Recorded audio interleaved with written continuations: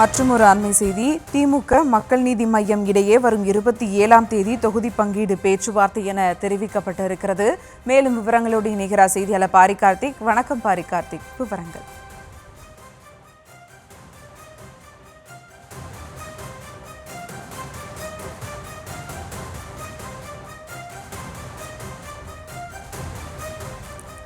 திமுக மக்கள் நீதி மய்யம் இடையே வரும் 27ஆம் தேதி தொகுதி பங்கீடு பேச்சுவார்த்தை என தெரிவிக்கப்பட்டிருக்கிறது. திமுக மக்கள் நீதி மய்ய கட்சியிடையே இன்று நடைபெற இருந்த பேச்சுவார்த்தை பிப்ரவரி 27ஆம் தேதி நடைபெறும் என தெரிவிக்கப்பட்டிருக்கிறது. அது குறித்த ஒரு அண்மை செய்தியை தற்போது பார்த்து வருகிறோம்.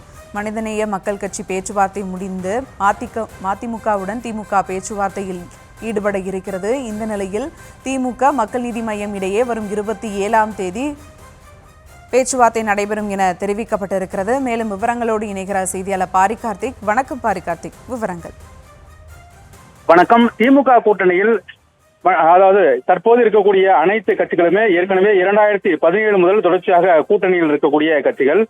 இதில் கமலஹாசனுடைய கட்சி மட்டும் தொடர்ச்சியாக 2024 நாடாளுமன்ற தேர்தலின் போது கூட்டணி அமைத்து அவர் எண்ணிக்கையில் வருகின்ற 2026 சட்டமன்ற தேர்தலிலும் தற்போது கூட்டணியில் அமைத்துக் கொண்டிருக்கக்கூடிய கட்சி தற்போது பேச்சுவார்த்தையை துவக்கப்பட்டிருக்கிறது. இன்றைய தினம் அவர்களுக்கு அழைப்பு விடுக்கப்பட்டதாக கூறப்பட்ட நிலையில் அந்த பேச்சுவார்த்தை வருகின்ற 27ஆம் தேதி நடைபெறும் என்று அறிவிக்கப்பட்டிருக்கிறது. ஏற்கனவே அவர்களுக்கு மக்கள் நீதி மையத்திற்கு இன்றைய தினம், அதாவது மதிமுக மற்றும் மனிதநேய மக்கள் கட்சி, மக்கள் நீதி மையம், இந்த 3 கட்சிகளுக்கும் இன்றைய தினம் அழைப்பு விடுக்கப்பட்ட நிலையில் அவர்களுடையான அந்த பேச்சுவார்த்தை நாளை, அதாவது 27ஆம் தேதி நடைபெறும் என்று அறிவிக்கப்பட்டிருக்கிறது.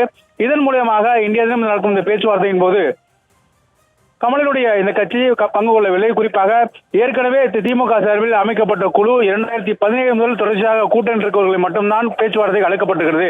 இதுவரை பேச்சுவார்த்தைக்கு திமுக கூட்டணியில் இருக்கக்கூடிய கட்சிகள் காங்கிரஸ் மற்றும் விசிக கட்சிகளை அழைக்கவில்லை.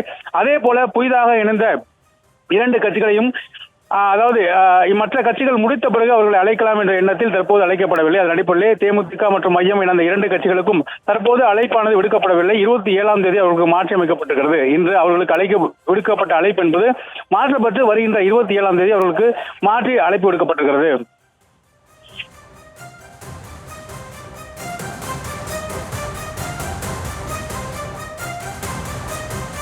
விவரங்களுக்கு நன்றி பாரி கார்த்திக்.